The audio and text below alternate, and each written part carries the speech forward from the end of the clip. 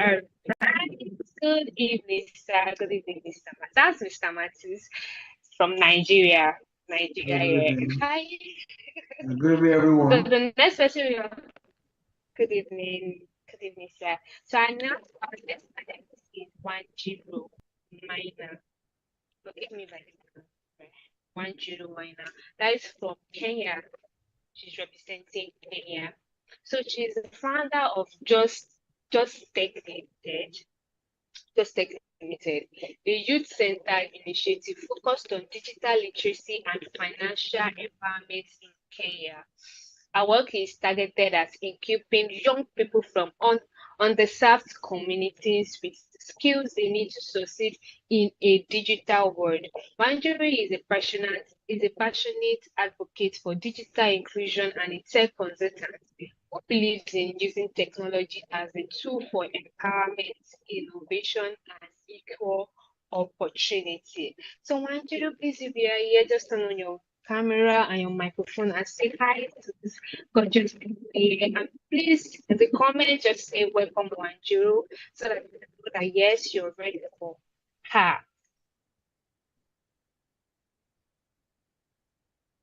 Hello, Manjuru, can you hear me? Yeah, I can hear you. Hi, good evening. Just say hi Good to the evening, people. everyone. Cool. Can you hear me? Oh, yes, I can hear you clearly. Awesome. All right, so Okay. to the third My person we are name, going to be yes? having. Go on. Okay. Okay. Good evening. My name is Wanjiru Maina. I'm from Kenya, and I'm the founder of a company named Just Tech Limited. And Just Tech Limited focuses on digital and financial literacy. We started a few years ago, almost 2 years now. And our aim is to empower people from all areas with the necessary digital and financial literacy skills to be able to stand on their own. We also have programs curated for children aged 10 to 18 years old, and it focuses on digital and financial literacy. Our two flagship programs are mainly Tech for Tomorrow and Smart Money Academy. Tech for Tomorrow basically focuses on everything digital literacy, so cybersecurity, AI innovation, and AI prompting, productivity tools, and also, what have I forgotten, coding. When it comes to Smart Money Academy is everything to do with financial literacy, and we focus on saving, budgeting, and entrepreneurial thinking. I'm happy to be here, and I hope to connect, learn, and engage with everyone in this platform. Thank you so much. Thank you so much, Wanjiru. Okay, to the third person. Thank you so much. Monica Alip, that she's joining us from Uganda. She's representing Uganda. So Monica is a digital programming expert with a strong background in technology for development and humanitarian solutions. Our work focuses on digital literacy, innovation management, financial inclusion, and integrating tech in agriculture. She brings practical insights. Please confirm if anybody can still hear me. Yeah, we can hear you. Can anyone? Awesome. So she brings practical insights from working in cross-functional teams and implementing solutions in real-world development contents across Uganda and beyond. Look at the profile of the people we are bringing to you tonight. You know, it's great and wonderful people. So hi, Monica. Can you hear me? Just say hi to the people. Monica, are you here? Can you hear me?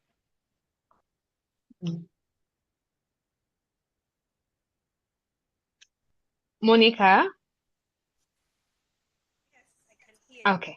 Why, Monica? Okay, hi, good evening. I can hear you now. Thank you. Awesome. So I'm happy to have you guys here. I'm happy to have you, sir. I'm happy to have you, ma. I'm happy to have you, mom.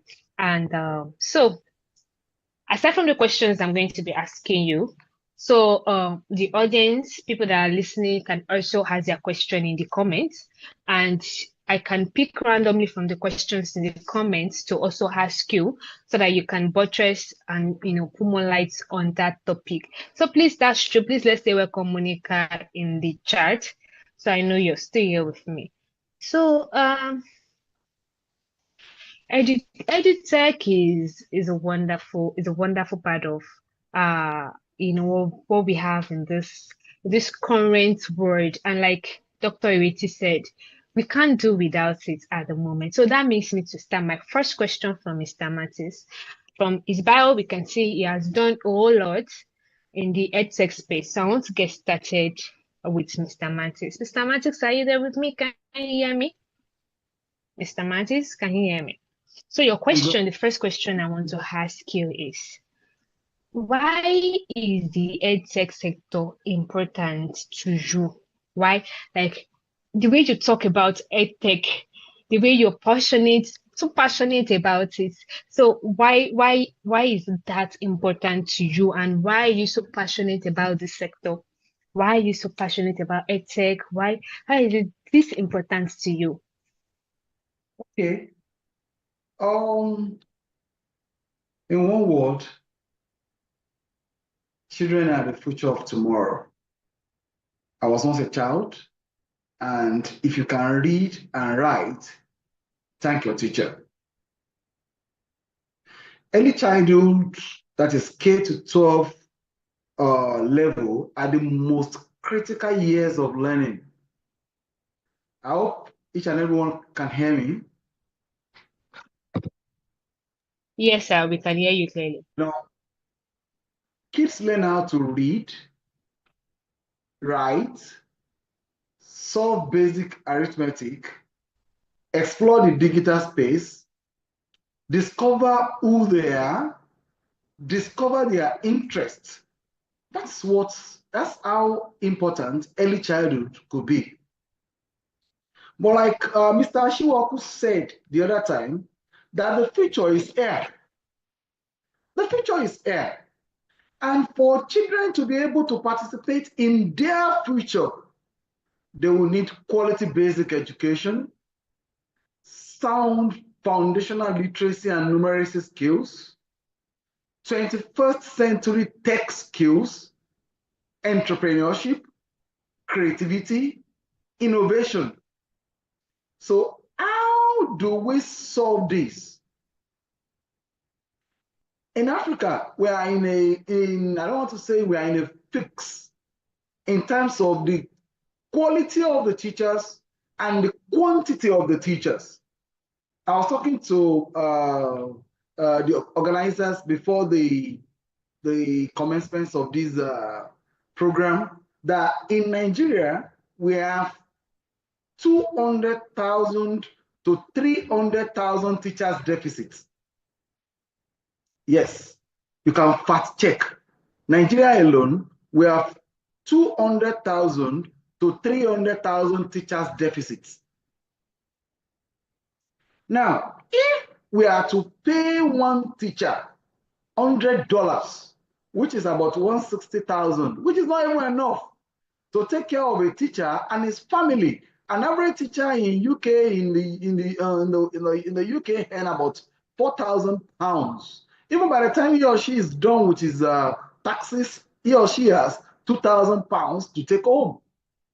So teaching job is a good job in the West, but here in Nigeria, even if we are to pay teachers $100, and I can tell you for free that over 50% of the teachers are not even earning up to $100 a month.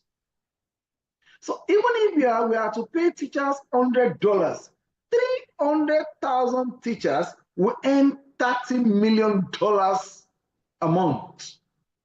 And by the time you multiply that by 12, you are going to be having well over $30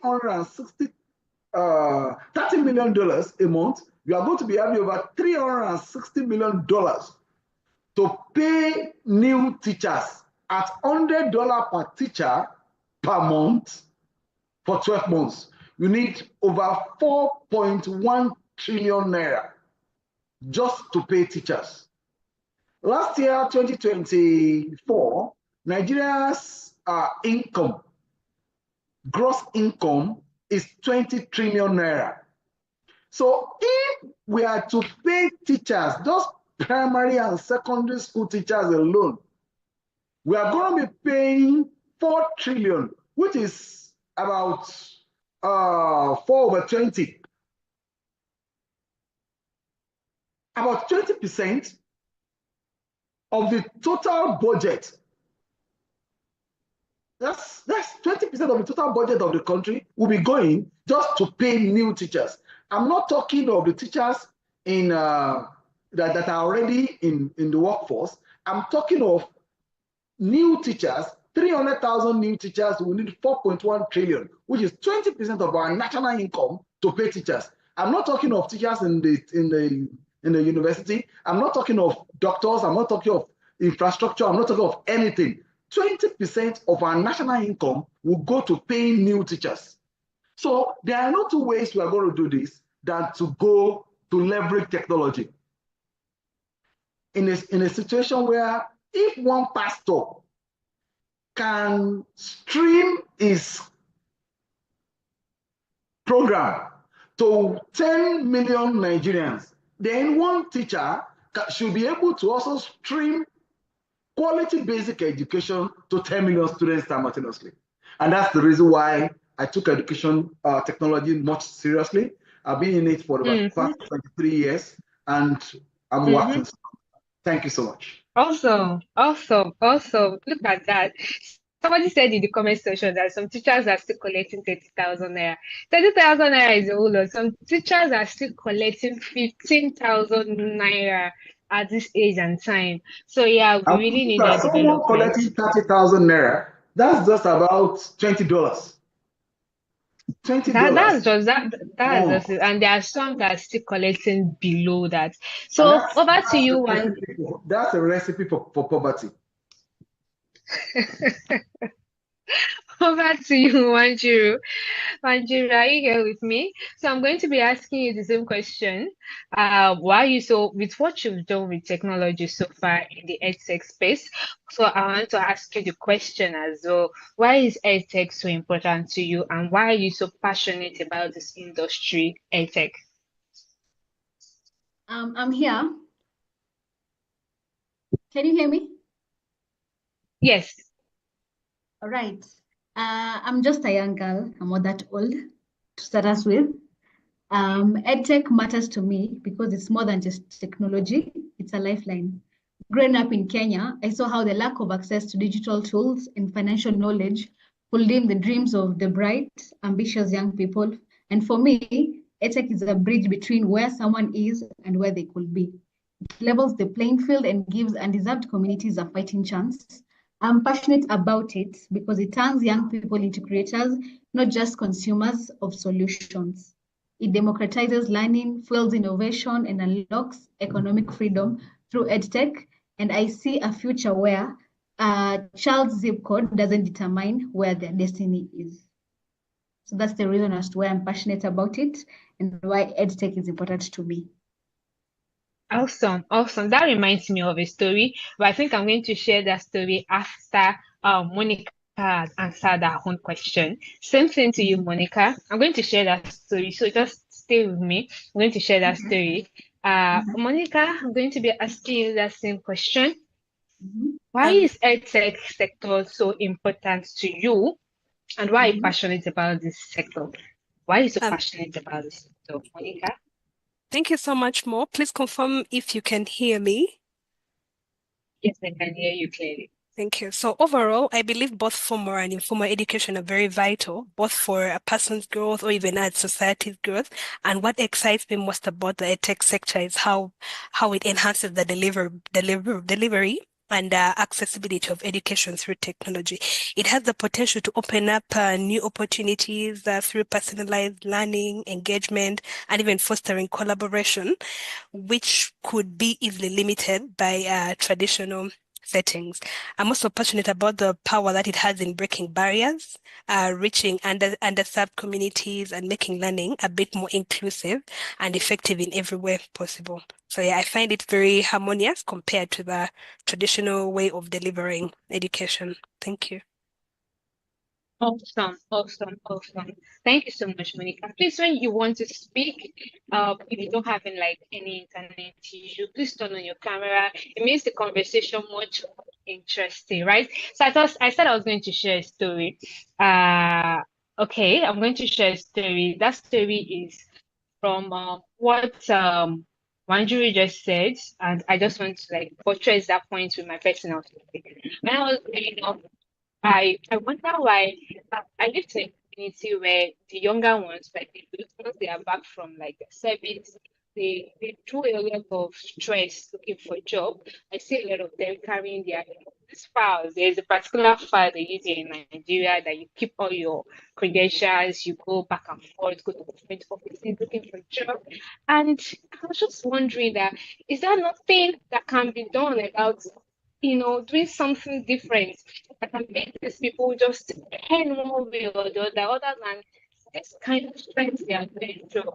Then in the time that some particular school or still in secondary school, then they taught us about, they introduced us to digital literacy, social media management, a lot of cyber security, all those skills that you can imagine. They introduced us to all of those skills, and it was now interesting.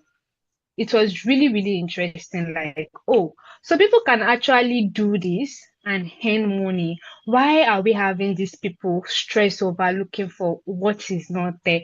Do you understand? So I started thinking of how can we help our students to know that you don't have to wait till you finish schooling before you can actually get something doing for yourself, leveraging technology in a positive way. How can we do this? I took the training seriously back then, and fortunately, they put us to training, and some schools employed us to start managing their school pages. Then they were paying us like 3,000 naira in a month and like that. So that really built this passion inside of me. That made me to start a movement. Uh, and what we do in that movement is we now go to secondary schools to go and teach them a skill, that there is power in knowing that there's something you can do with technology regardless of where you come from, and you can make a living from it. So that's what Anjali said inspired me to share the story. All right, so I'm going back to you, Mr. Mattis. So I would like to hear about your story, like your journey and impactful activities, how it has been from the beginning in EdTech. So, the impactful activities you've been able to do so far in the EdTech space and the challenges you might have faced, how you were able to sort these challenges. So, how it has been from the beginning in the EdTech space, how you were able to solve the challenges you faced, and how you were able to achieve this much in the EdTech space, and how it can help the audience that are listening. Okay, thank you very much. Can anyone hear me? Yes, I can hear you clearly. So I will say I forayed into the education space some 31 years ago. I was then a university undergraduate. Um, then there was a political upheaval in Nigeria. There was an election that was annulled. We call it June 12 election. That was June 12, 1993. So the election was annulled, and it generated a lot of furore in Nigeria that universities has to be shut down for 18 good months. All the universities in Nigeria shut down for 18 good months. So during that time, I was just at home idle, and my dad was a friend. One of my dad's friends, a reverend in one Salvation Army secondary school, now said I could just come to the school to come and teach. At least it was initially like pass away the time instead of just staying at home doing nothing, watching football. Nigeria is playing match today, match tomorrow, analyzing football all around. So I started teaching. And one thing that happened during that year, I was teaching physics, chemistry, biology, maths, and it happened that was the year that yes, I was teaching the sciences in that school.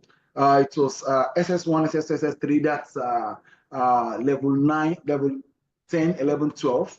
and they are writing their WAEC, that's their West Africa examination. That's like equivalent of General Certificate of Education. They are writing it that year. So it happened that the year I taught physics, chemistry, biology, maths, they have the IE. That was the year the school had the best results that in the whole city of Ile-Ife, then in Osun State, Nigeria. And I got awards. I was just doing my thing, and I was just enjoying doing my thing.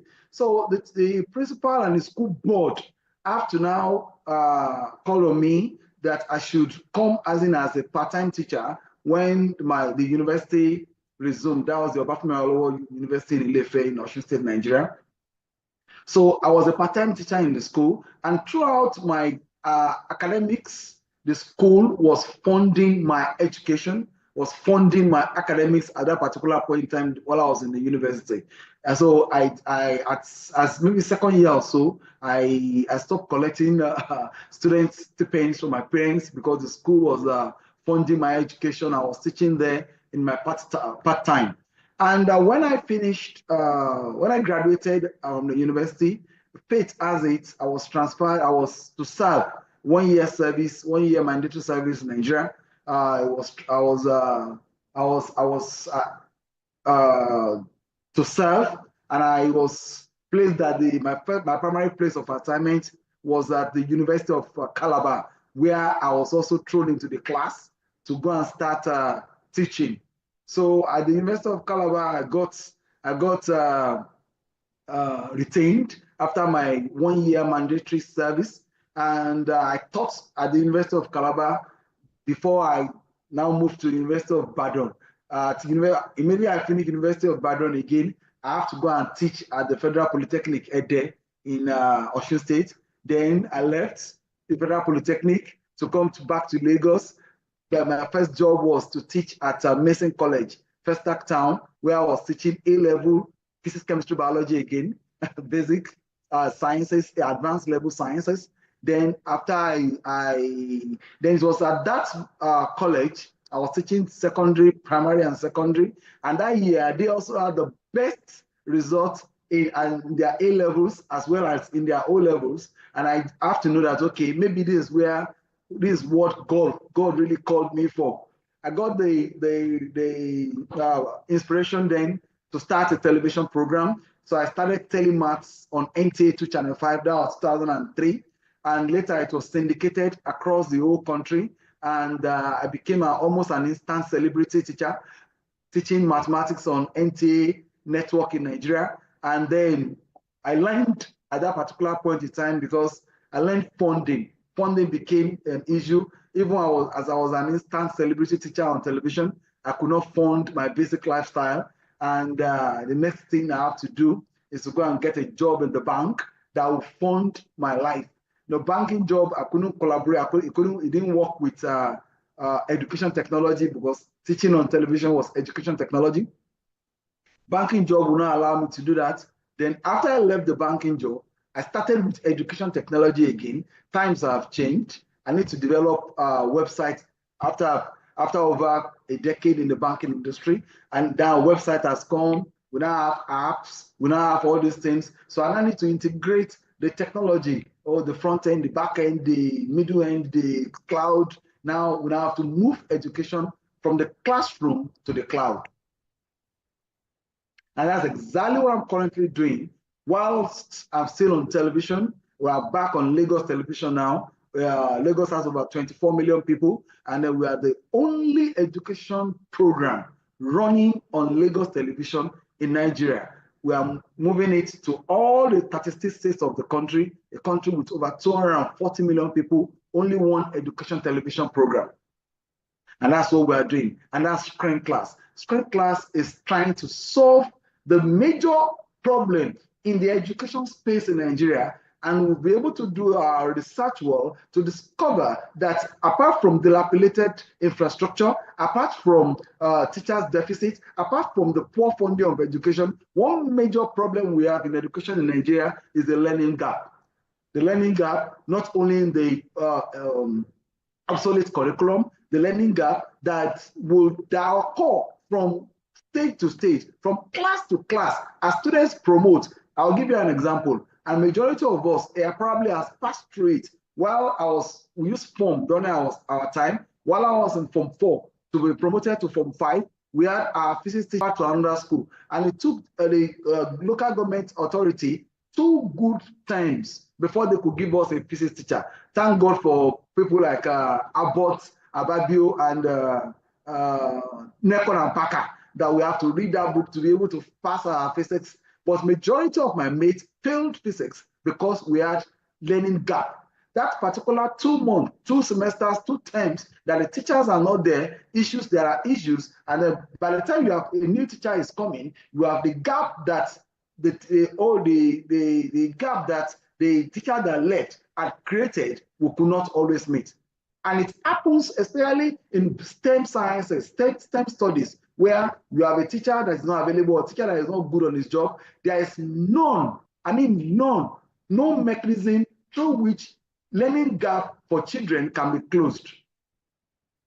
Children learn at different, the assimilation level for children, for kids is different. Even for each and every one of us, the assimilation level is different. Now, if you miss anything in this presentation, you can always go back to the video. But if you miss anything in the traditional conventional school in Nigeria, forget about it. So that's why we are creating a solution called Screen Class, where even if you miss the solution, if you miss what you have been taught in class, or if you have issues with assimilation, you can always go back to it in animated educational explainer video on Screen Class. You can check screenclass.com, and that has animated educational explainer videos where an African child will be able to fix his learning gap, learn, understand, play, replay, learn at his own pace, at his own time, and at his own will.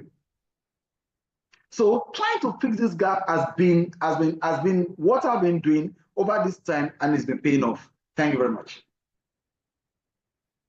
Thank you so much, Dad. That was an inspiring journey. So starting from just come and help us and teach these people, to becoming the star teacher, to becoming award-winning teacher, to getting the front and everything. That was an inspiring journey, sir, Mr. Martins. So over to you, Wanjiru. So I'm going to be asking you the same question. How has been your journey in the EdTech space? How did you get started where you are right now? The challenges, how you were able to overcome, and lessons for we that are listening to you.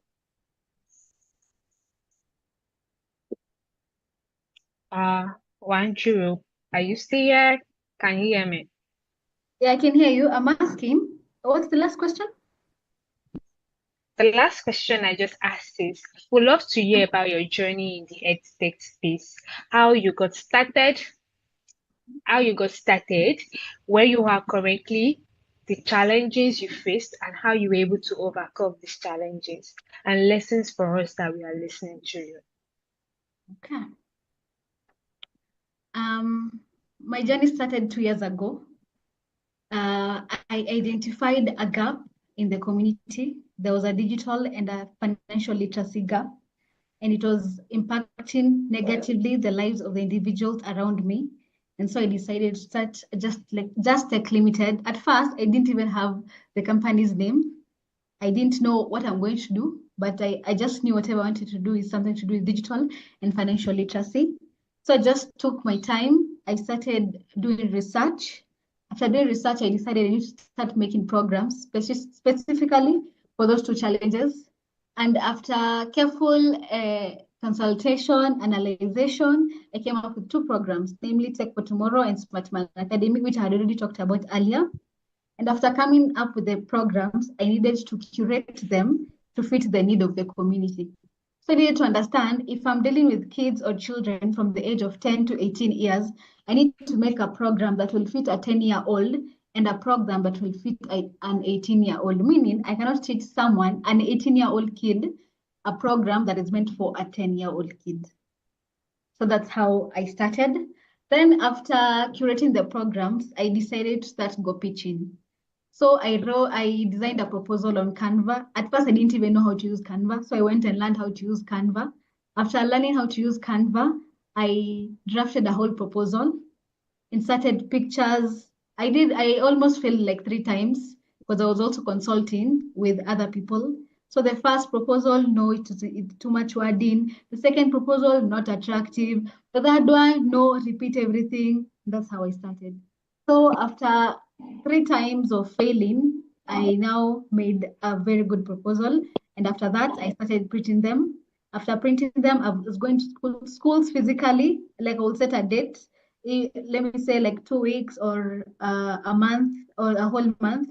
I'm going to this county, I'm going to this region, I'm going to these specific schools, I'm going to pitch this product. And after that, I will follow up with the directors and also the teachers and also the CBOs and also the ministries of the Ministry of Education in Kenya to get approvals to also make time for my program for the schools. And that's how I started. That's how my journey has been.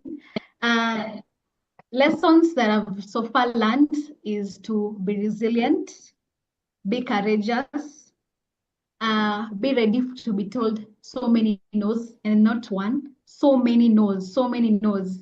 And they won't even give you a reason, but they just tell you, no, we don't want your program. No, it doesn't fit our, no, we don't want it. Just like that, be ready for it. But that should not stop you from moving forward. That's how big companies are created, and that's how big projects last. Another thing is to also connect, learn. Don't be afraid to, let me use this word, shoot your shot to get things, because closed mouths do not get fed. So you need to put yourself out there, believe in yourself. And in as much as maybe when you're starting, you may not believe in your project, and if you feel like the project has a lot of loopholes, you just believe in yourself. We learn on the job. It's a project. So if it's a project, it means you're adding continuous knowledge as the project progresses. So that's my lesson so far. On the challenges, one is infrastructure deficit. Here in Kenya, there's lack accessing things like electricity, the technological gadgets, e.g. computers, mobile phones, the internet. Many societies are not in a financial stable position to access these things, and that's one of the infrastructure deficits I'm facing. Another one is the gender digital divide. So this comes when there is a lot of social, I'm trying to look for the right word. There's a lot of social conditioning for the women and girls in the society. Most of them are conditioned to stay at home, take care of the families, and not advance in terms of education, in terms of digital access and everything. This has been a very big challenge, and how we solve these problems is we integrate mentors and also alumni from those specific communities to come and talk to the parents and even the children themselves, to erase this barbaric and very barbaric belief of women and girls are just supposed to be stay-at-home people, not improve on their education so that to be able to depend on themselves. Yes. So right now we are currently. Awesome. I'm not done. Let me finish.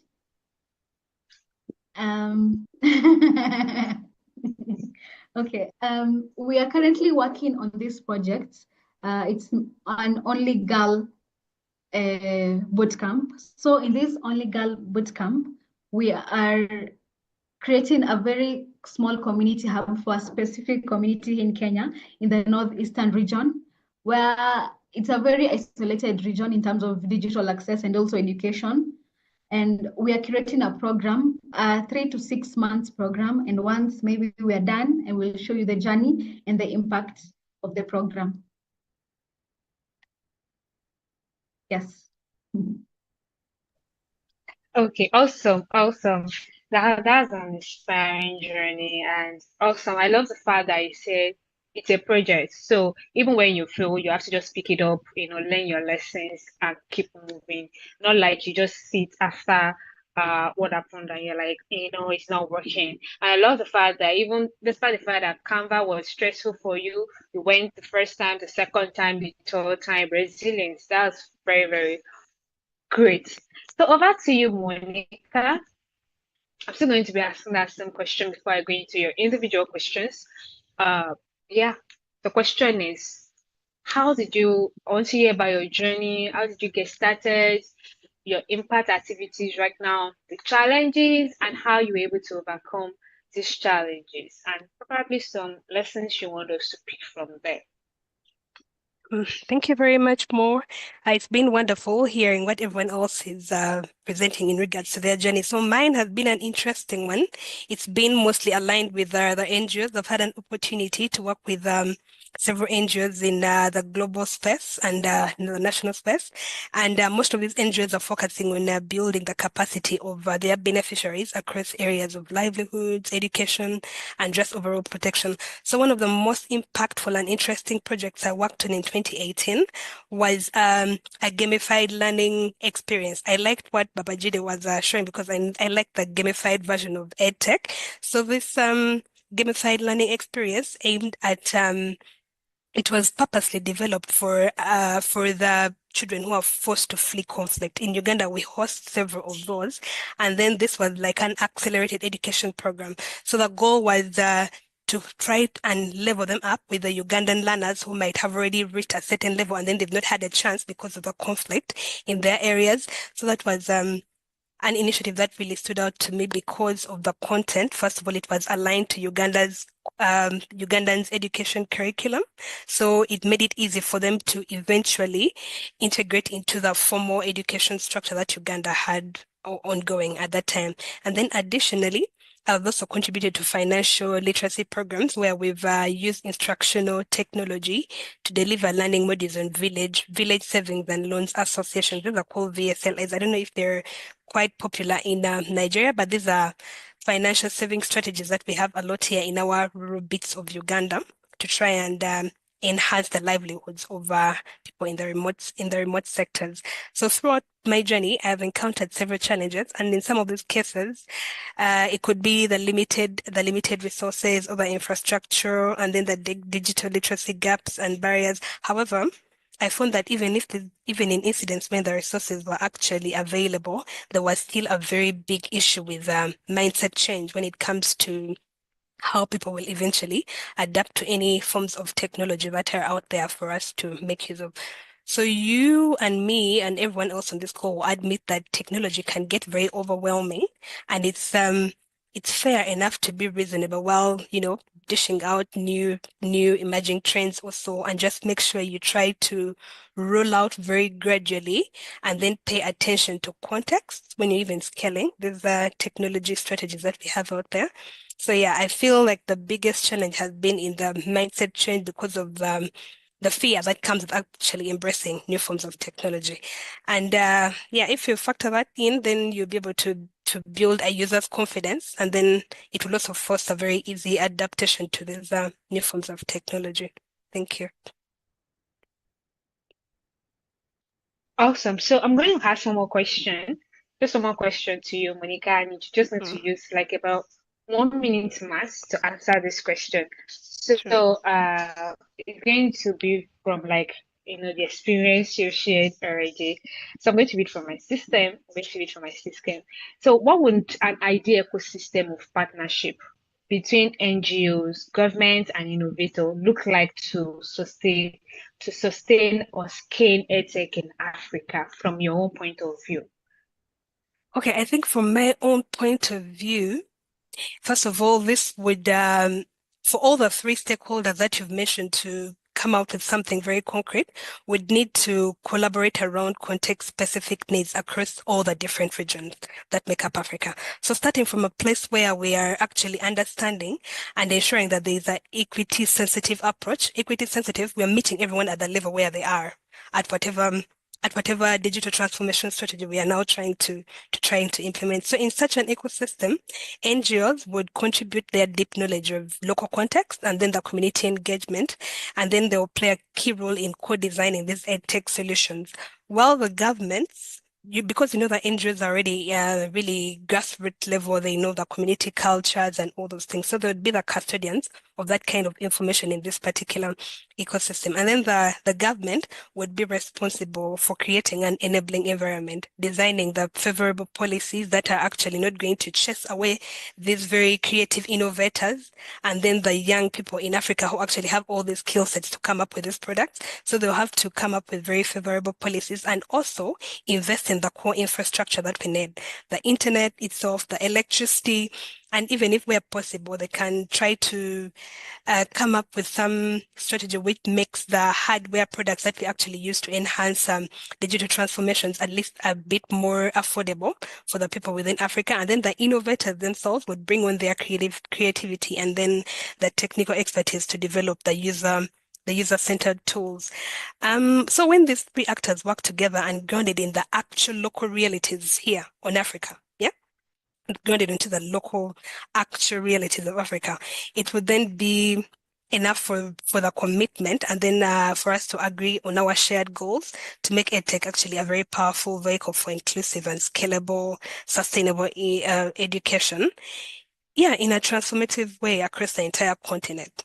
So yeah, I feel like it needs everyone to just be a part of whatever collaborative approach we decide to embark on.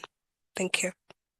Yes, thank you so, so much. I love the fact that you had to break down the activity, what the government body should do, and what the other bodies. Thank you so much. So over to you, Wanjiru. I'd like to ask that in your opinion, I don't know, Wanjiru, are you still here with me? Yes, I am. Yes, I am. Yes, I am. Awesome, awesome. In your opinion, what's one low cost, high impact way to close the digital divide? Was one low cost, but that we have a very high impact rate to close the digital divide continent-wide? Like what in your opinion, what's that one low cost?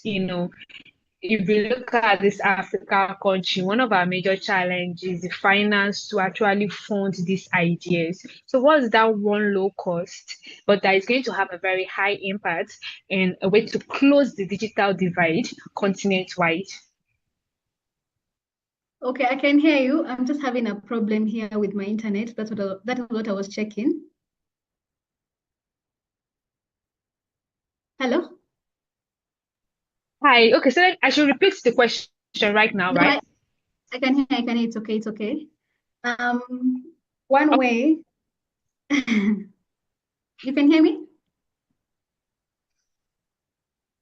Okay.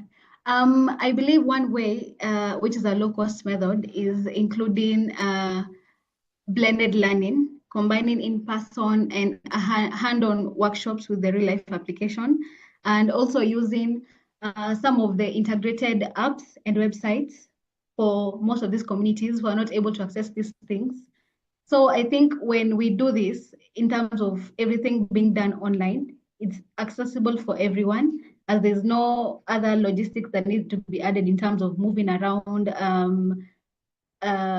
eating and everything, all these low costs or not miscellaneous budgets that may not be seen when you're doing these things physically, when you are having a face-to-face engagement.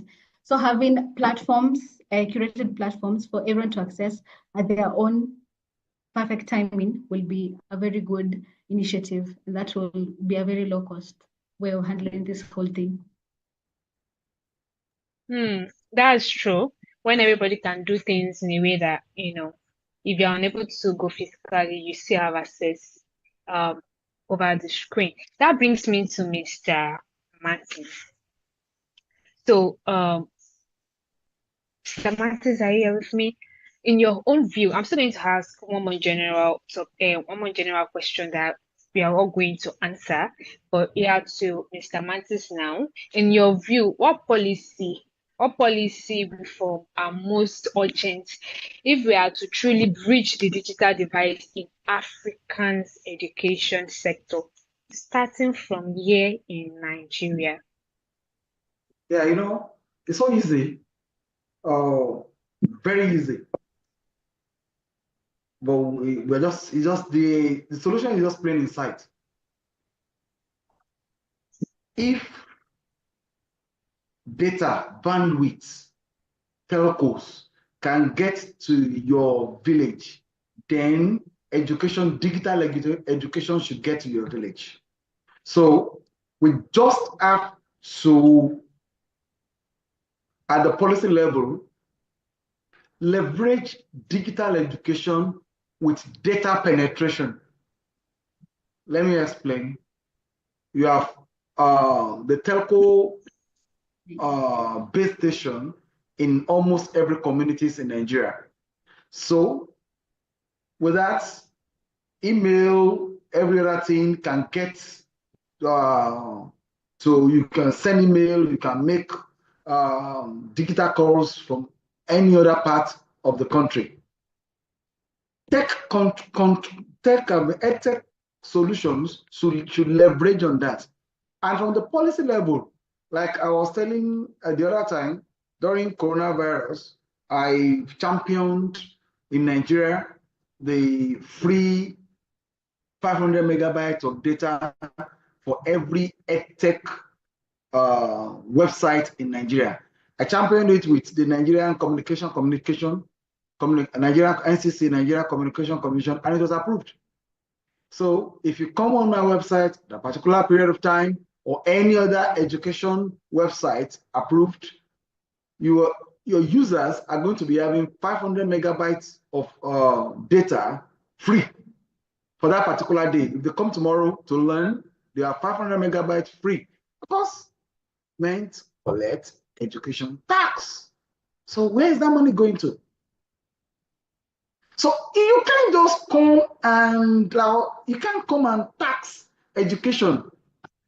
Company income tax for education today in Nigeria is 30%, while lottery is 7%. Is that not? If that not is madness, then what's madness? If you are running an education infrastructure, you are building a private school. The bank is borrowing you money at 30% per annum. So when are you going to break even? So there are policy issues that that needed to be sorted out at the government level. If any government is really serious about educating its youth, because you can't be charging people 30%. Education technology company in Nigeria today, I'm a stakeholder in this country. Education technology in Nigeria is being charged 30% company income tax. You can't do that. And lottery is being charged 7% tax. Lottery. What is the importance of lottery to the country? In fact, some education should be at the level of agriculture, because if you want to know the future where any country is heading towards, just check the education the youth are receiving.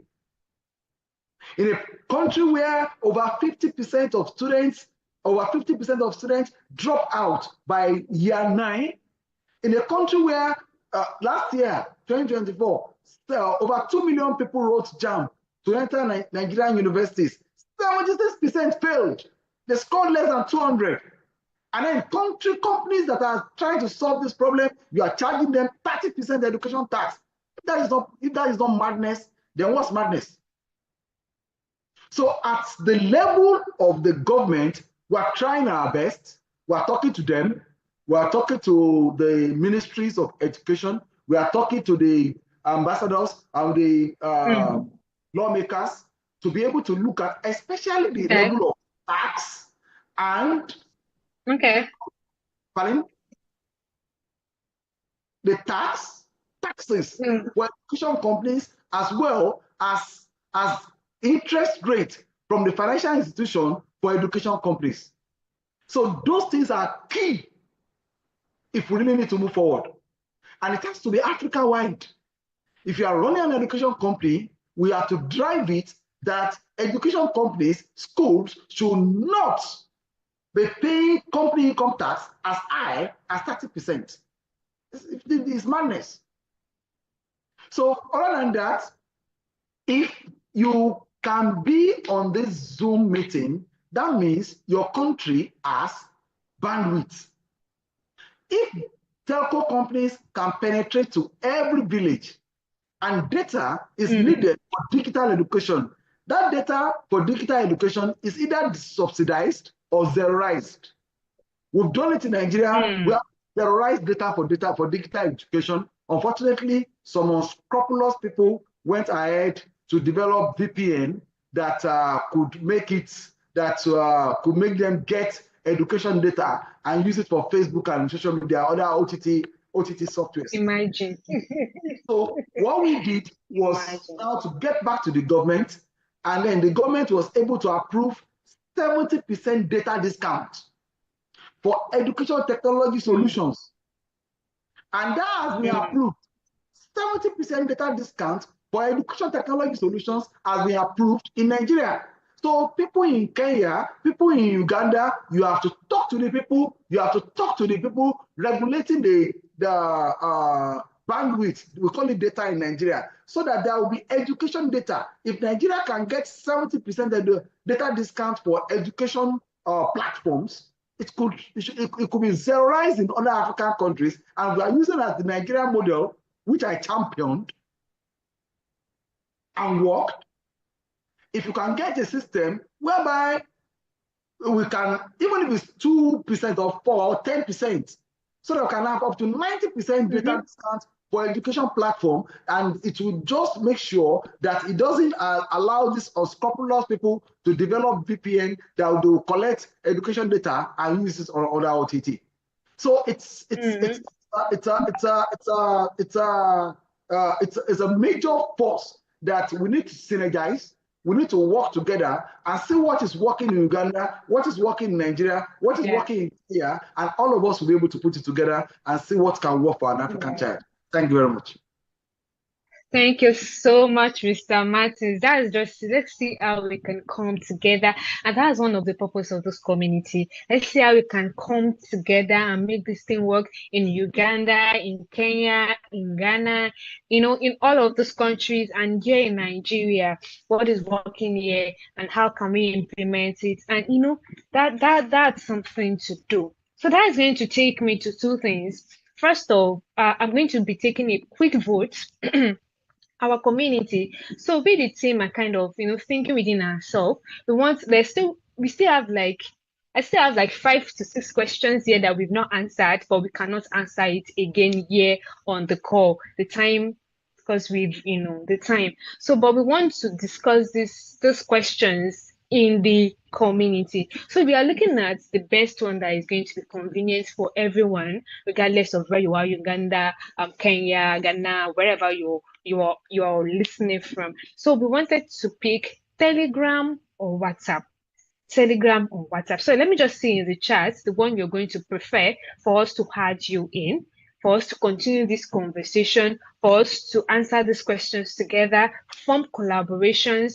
What can we do together? Oh, we already see Babajide. I already see that Monica loves Babajide. How we can, synergize and make these things work together. So just drop it in this comment section, chat section, what you prefer, either the Telegram or the WhatsApp, anyone that is going to work for you, so that we can, okay, I can see Telegram, I can see WhatsApp, the one with the highest vote, the one with the highest vote means. So while we are trying to take this vote, there's this question. We're not going to answer it now. We're just going to ask us now, and we are going to answer it in that community. Okay, now that we are advocating for, bringing in technology, bringing in all of those things, how exactly can we do it that we do not lose touch the human part of learning experience? Nobody is answering that question. It's going to be answered in the community. Okay, I can see about 1, 2, 3, 4, 5, 6, 7, 8 WhatsApp already, and I can only see 3 Telegram. Okay. We are looking at this information. Remember that the one with the highest votes wins. The one with the highest. We need to continue this conversation. We need to come up with a movement together. We need to make it work together. Okay, we need to make it work together. Then to the second thing we are going to be doing after we might have opened that community is, yes, this is a community we are starting here. We're going to be needing extra hands, volunteers such as media advocacy, social media practitioners, and all of that stuff. If in any way you're looking at how you can be of support to this community that is looking at starting, you can please reach out to us via the mail. One of the admins is going to put the mail in the chat. So either for any partnership form, any collaboration proposal, you want to volunteer to support this movement, you want to, maybe have some points, some things to share with this community lead, please, you're going to be dropping it to the email. One of the admins are going to be dropping the email. They're going to be dropping the email in the comments for you to send yes, for you to send whatever it is you want to share with us, for you to put it there. So one of the most important reasons for you to be in that community is collaboration and partnership. Aside from collaboration and partnership, you're going to, for those that are already working on one project or the other, you're going to have a community of people that would promote, and it's going to be like a stage for you to show what you're doing. Then you're not going to have a community of people that is going to support that which you're working on. Because that sounds really interesting. And beyond that, it's going to be a form of, connection and growth, learning from what Mr. Martins knows, learning from what Monica just shared, learning from what she just shared, and learning from what everybody has said, there's going to be what I'm good at, what the other person is better at. You're going to just turn this knowledge together, and we're going to be able to learn. So I'm just going to take one question from the general chat. I can see that we are having WhatsApp win, but then somebody is saying, so we're going to just have to decide from our end. But thank you for voting. One last question from the participants. If you have a question, that's just going to be the one last question we're going to be treating before I call Dr. Iriti to just buttress the points that I've shared regarding the community, probably having to drop one or two things to support what the panelists have said, and how we're going to move forward from here. Do I have one more question?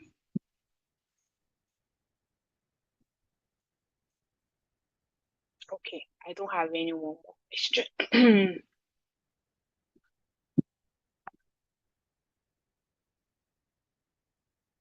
I don't have.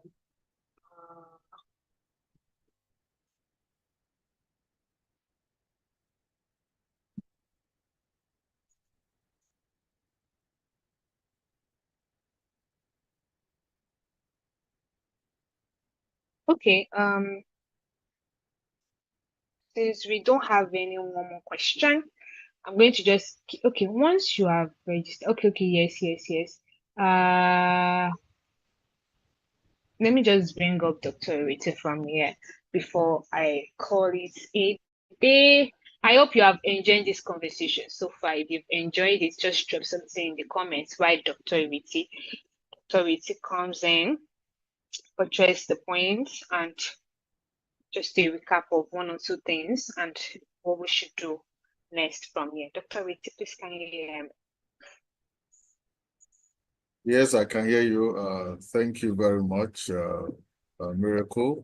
Thank you so much for a job well done. And we appreciate 10 Minor, Monica Ali, and Mr. Martins Adigoke too, and Mr. Bawajide Shewoku. I hope I got it right. And also Ari Kolakunle.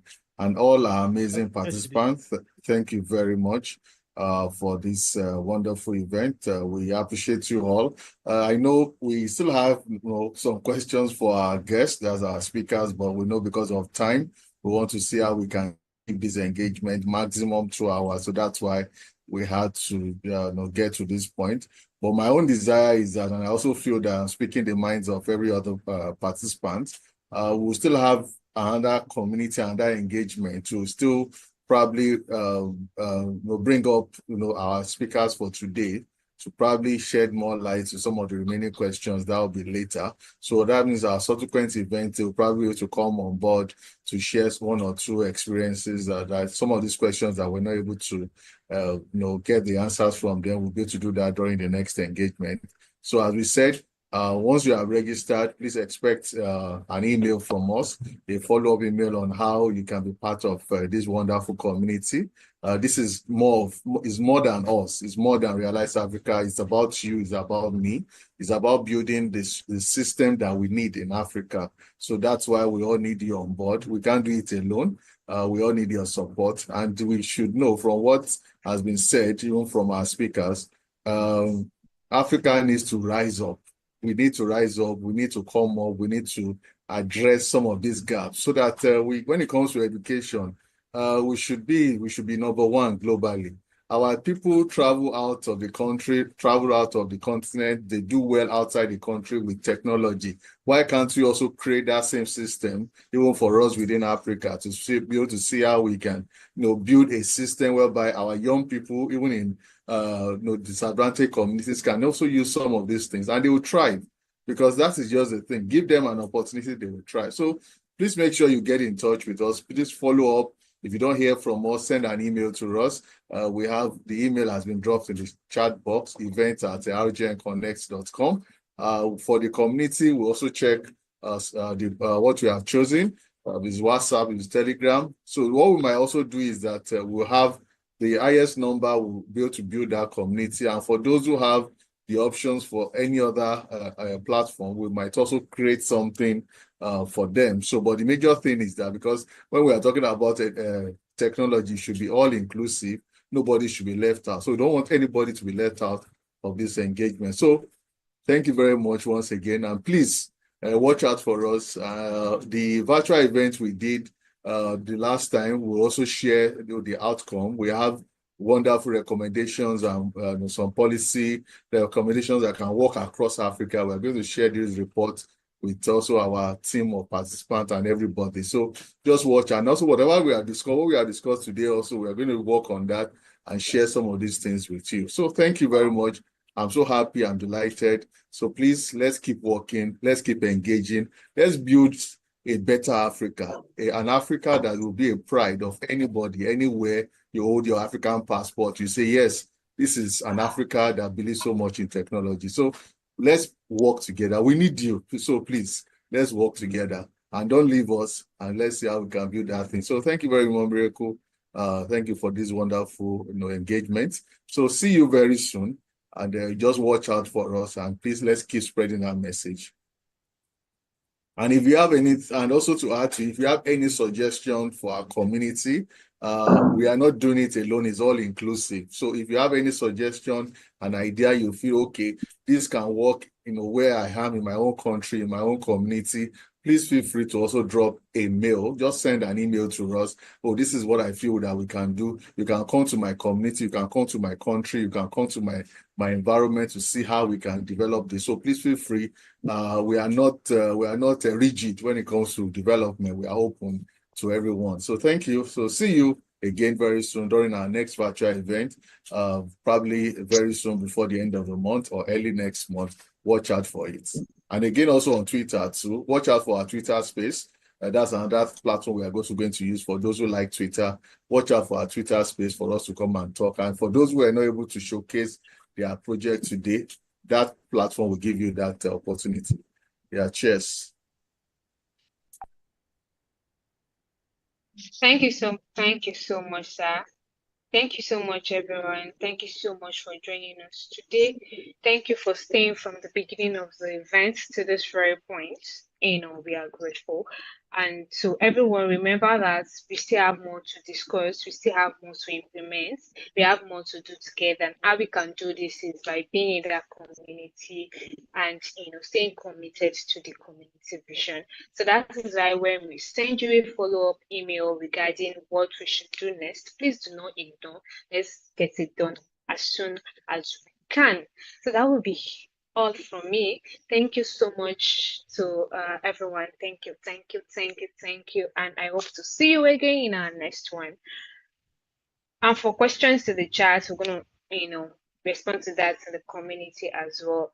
And for people that want to reach out to some of the presenters, like Babajide and the likes, they already drop their information there. So feel free to explore, make your research, and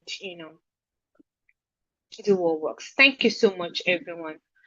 Thank you so much. We'll reach out to you via your email very soon. Thank you.